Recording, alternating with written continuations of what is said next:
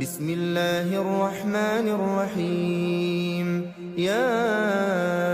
أيها المزمل قم الليل إلا قليلا نصفه أو انقص منه قليلا أو زد عليه ورتل القرآن ترتيلا إنا سنلقي عليك قولا ثقيلا إن ناشئة الليل هي أشد وطئا وأقوم قيلا إن لك في النهار سبحا طويلا واذكر اسم ربك وتبتل إليه تبتيلا رب المشرق والمغرب لا إله إلا هو فاتخذه وكيلا واصبر على ما يقولون واهجرهم هجرا جميلا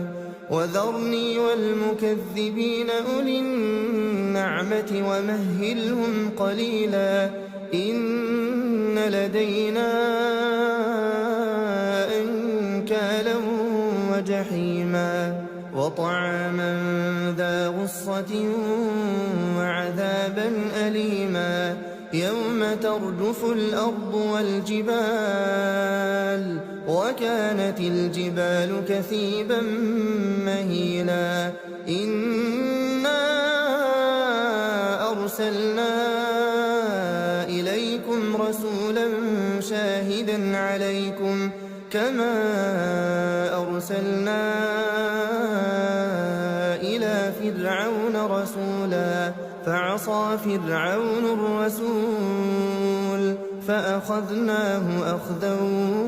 وبيلا فكيف تتقون إن كفرتم يوما يجعل الولدان شيبا السماء منفطر به كان وعده مفعولا إن هذه تذكرة فمن شاء اتخذ إلى ربه سبيلا